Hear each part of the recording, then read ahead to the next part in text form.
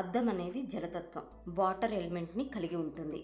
అద్దం మరియు వాటర్ యొక్క స్వభావం చూస్తే ప్రతిబింబించేలా చేస్తుంది. అంటే అది ఎక్కడ ఉంటే ఆ ప్రదేశాన్ని పెంచే గుణం ఉంటుంది. కాబట్టి కొంత స్పేస్ ఎలిమెంట్ కూడా యాడ్ అవుతుంది, కానీ అద్దాన్ని వాటర్ ఎలిమెంట్గానే తీసుకుంటాము.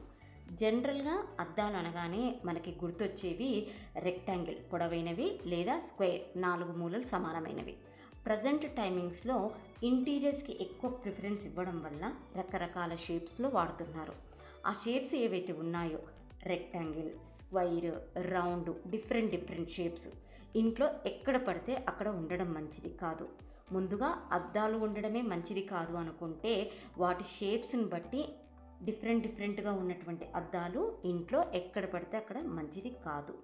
మెయిన్గా అద్దాలు అనేవి వాటర్ ఎలిమెంట్ మరియు రిఫ్లెక్ట్ చేసి పెంచే స్వభావం ఉంటుంది. కాబట్టి దాని షేప్ని బట్టి ఎనర్జీ లెవెల్స్ని పెంచుతుంది, లేదా ఒక్కొక్కసారి ఆ జోన్కి సంబంధించిన ఎనర్జీని పూర్తిగా బ్లాక్ చేస్తుంది.